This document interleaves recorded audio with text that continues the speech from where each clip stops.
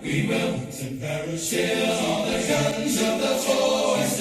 Get ready. Airborne from skies of blue. Get in the door. We're coming. Make the jumps and take your boats today. Let's go put on your boots. Your jumping boots, your parachute. Your parachutes, get all those by. And today on Have a Knife Day, we're at Blade Show 2025 at the booth of Yellow Rose Forge.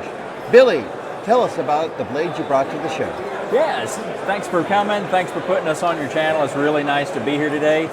So Yellow Rose Forge is a family-owned, me and my son Joseph.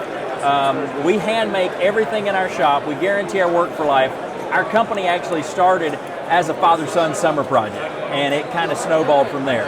And it suddenly became our career, not just our hobbies, and now it's also our ministry. We actually use Yellow Rose Forge to do fundraising to create the opportunities to build trade schools that are helping keep young men and women out of the sex trade and drug industries. We build houses for the homeless, and we provide food for the hungry. We even drill wells for villages of people that don't have clean drinking water, and we do that through the Redeemed Steel Network, which is the table behind me.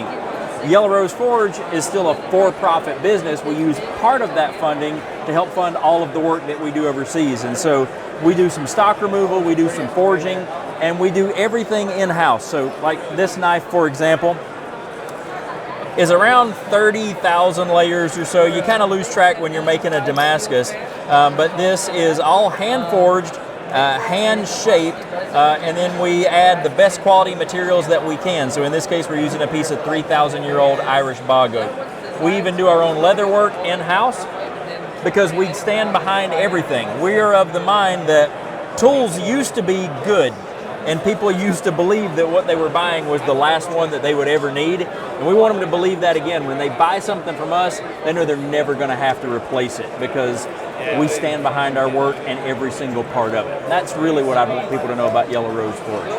Very good. And you're doing some kitchen knives. We do a lot of culinary stuff. Like most knife makers, probably our best-selling pieces are culinary and then also hunting and fishing. So we do a lot of EDC-style drop point hunters. That's been our best-selling knife for 6 or 7 years. We do some Bowie knives, some bushcraft stuff as well, and we're starting to break into large tomahawks, choppers, and things like that. And then we'll move along, whoa, move along the table. So here is one of your choppers. So this one was actually one I threw together in a class. So I was doing a class teaching how to make these, and we just decided to forge this one out. We called it the Rutherford County Chopper, kind of a play off of Orange County Choppers if you're familiar with the show. Since Joseph and I were in the shop, like any father and son who work together, sometimes we yell at each other, but usually in a nice way. So yeah, this was just kind of a fun side project. But then, you know, we decided, well, let's finish it up, throw a nice sheath together for it, bring it out to Blade Show, and hopefully somebody will take this one home. And you're actually using frogs for your sheaths. Yes, on occasion we do like to use some frogs for our sheaths.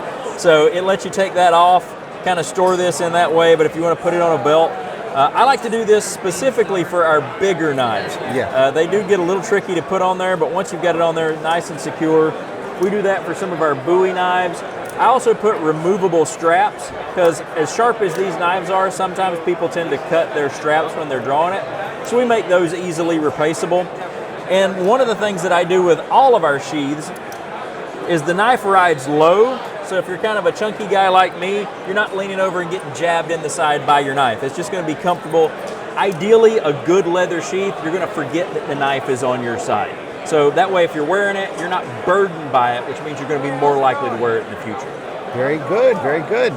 I appreciate the frogs because when I get into my truck, you're over there fighting, ratcheting your knife to get it comfortable for your drive. Exactly. And all you got to do is pop it out. Slide it out of the frog, set it on the seat arm beside you. When you get out of the truck, drop it back in and you're good to go. And the good news is no actual frogs were harmed in the making of the sheath. Unless you go hunting, and then that's a different story altogether. Very true.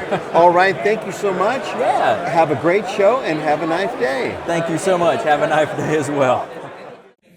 We will send parachutes on the guns of the force. Get ready. Airborne from skies of blue. Get in the door.